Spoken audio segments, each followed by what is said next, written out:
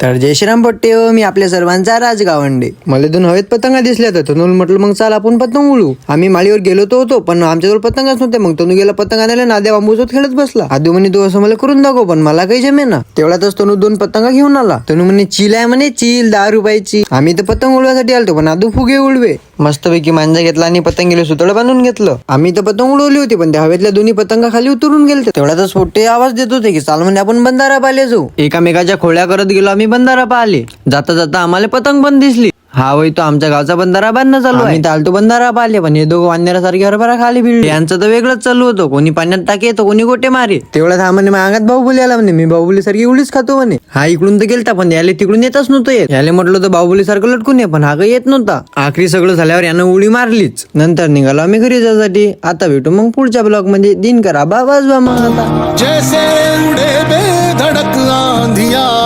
बहता चला तू